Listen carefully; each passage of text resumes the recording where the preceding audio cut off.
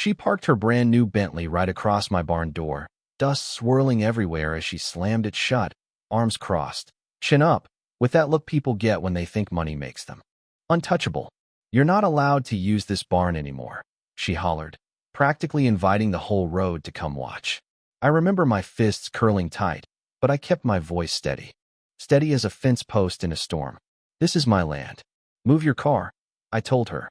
She just laughed, shook her head with that pitying smirk. "Not anymore. HOA rules. You touch my Bentley, you'll regret it." You know what I mean? That tone, like she already owned the sun. Meanwhile, I could hear my cattle kicking up inside the barn, growing restless, the walls shaking like a warning. My heart thumped, but I didn't show a thing. I just stepped in closer, lowering my voice so only she could hear. "You have no idea who you're messing with." And of course, she whips out her phone, raising it like a badge. "One call and you're out of here," she threatened, fingers shaking over the screen, but I didn't move. Instead, I leaned in and whispered, "One move and I'll show you what real power looks like." That's when the wind shifted and you could hear my old tractor roaring to life out back. Everybody watching from the fence, even the kids who should have been doing chores. Karen, yeah, let's just call her that, slammed her phone down and barked, "I'm calling the HOA police. You'll be ticketed and towed." Out of nowhere, this skinny little man in a suit popped out of her car, sunglasses, clipboard, trying way too hard to look official while she went live on her social feed. Neighbors started wandering over, some just to see what all the noise was about. The man strutted up, puffed his chest, clipboard in my face. "Sir, you must move. This is HOA property now." That's when I let the tractor idle, gave him a smile that says, "Go on, bluff harder." "Show me the deed," I said. He fumbled through papers, stamps, a fancy-looking notice, while Karen grinned for the camera. "See?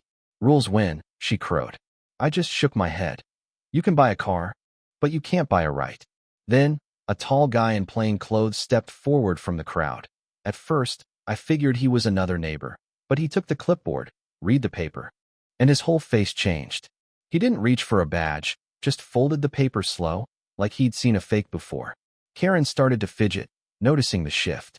"Well, do your job," she snapped. "Arrest this man." But the guy didn't budge. He just stared at me, then at my tractor, still rumbling just inches from the Bentley's bumper. I leaned forward on the wheel, voice sharp, steady. "You sure you want to play this game on my land?" Karen turned beet red, waving her hands. "This barn is under HOA control now. I filed the paperwork myself." Her voice cracked. That's when the plainclothes officer finally spoke up, real quiet. "Ma'am, these documents aren't notarized, and this land isn't HOA territory." Suddenly, the crowd gasped. Phones popped up everywhere. Everybody was filming. Karen spun around, screaming, "Stop filming. This is private business." But you know how people are, nobody stopped. I nudged the tractor forward, just enough for the loader to tap the Bentley's grill. Crunch. Karen screamed, "You wouldn't dare." But I just stared at her and revved the engine. "I fought wars for this country," I said. "And you think I'll bow to your fake rules?" Everything went quiet. Even the officer's eyes got wide. Karen's smirk faded, and fear snuck in, but just for a second before she puffed up again, pressing her palms to the hood like she could. "Shield that car from me. Touch it again, and I'll sue you for everything," she shrieked, voice all shaky. Neighbors kept filming, some whispering, a couple cheering under their breath. That officer, calm as you please, stepped forward. "Ma'am, step aside. You're trespassing." Karen whipped around, trying to stare him down. "Do you know who I am? I run this neighborhood." He didn't even flinch. "No, you just pretend to." I inched the tractor closer, metal screeching, sparks flying. Karen howling like she was losing her firstborn. Then, I killed the engine. The silence was heavier than the roar. I climbed down, dust curling around my boots, pulled out an envelope from my back pocket, and handed it to the officer. "Here's the real deed," I said, loud for all the cameras. He opened it, nodded, legal and clear. A murmur ran through the neighbors, and for the first time, Karen looked lost, mouth open, no sound coming out. Of course, Karen wasn't done.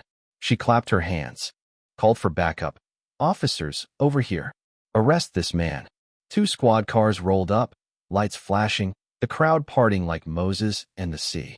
Karen ran to them, pointing at me, screaming, "He tried to attack me with that tractor. He's dangerous." The officers stepped out, hands on their belts, eyes moving from the Bentley to the crowd. One of them raised an eyebrow. "Ma'am, did you just call in a false emergency?" Her voice went up an octave. "No, he threatened me. Look at my car." She pointed at the tiny dent like it was a gunshot. I just crossed my arms and said, "Check the cameras." Everyone here saw what happened. Phones rose higher, neighbors eager to show the footage. Karen leaned in to whisper something to the first officer, some last-ditch bribe or secret, I guess. But the plainclothes guy finally pulled a badge from under his jacket, and the crowd gasped. "Enough," he said. "I'm internal affairs. And you just tried to manipulate law enforcement." Karen's confidence vanished so fast, it was almost funny. She tried to laugh it off, but nobody was buying it. The neighbors started to chime in. One lady shouted, "Protecting us?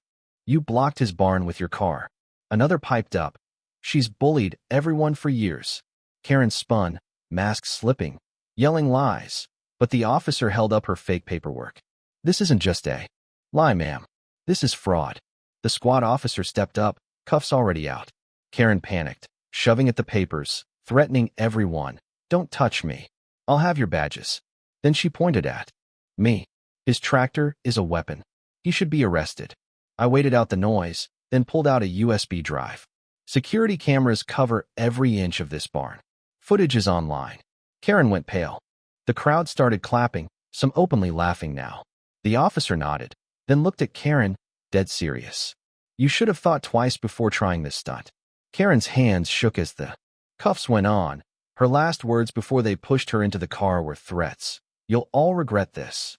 My lawyers will bury you." I handed the internal affairs officer another paper, county records, showing every boundary.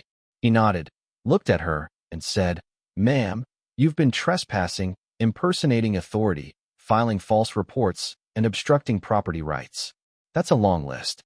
The crowd roared, neighbors whistling, clapping, some filming, some just glad the show was finally over. As they shoved Karen into the squad car, the Bentley sat there, dented and dusty, perfect. Symbol of her downfall.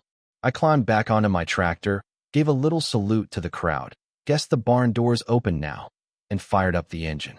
The neighbors cheered as the cops drove her away. For the first time in weeks, the air felt clean again. But if you know folks like Karen, you know she's not the type to just disappear. As the dust settled, neighbors gathered around. Some clapping my back, some shaking their heads in disbelief. An older guy chuckled. "Never thought I'd see the day someone stood up to her like that." I smiled, but kept my eyes on that Bentley. Still blocking the barn. Eased the tractor forward, lifted the car like it weighed nothing, and dropped it on the roadside ditch. The crowd erupted, gasps, laughter, pure relief. My barn doors swung open, cattle running free. The kind of scene you wish you could frame and hang up in your kitchen. I leaned against my tractor, looking out over my land. This is America. You don't steal a man's land. You don't bully families, and you don't fake the law. Not while I'm breathing. The sun dipped behind the barn, the whole place glowing in gold and red, neighbors waving flags and cheering. But deep down I knew this story would stick around. Folks would argue about what's right, what's fair, what power really means. But I know where I stand. I didn't fight for this country just to let some bully tell me I can't open my own barn. So tell me, if you were there that day, whose side would you be on? Drop a comment, share your story, and let's hear what justice means to you.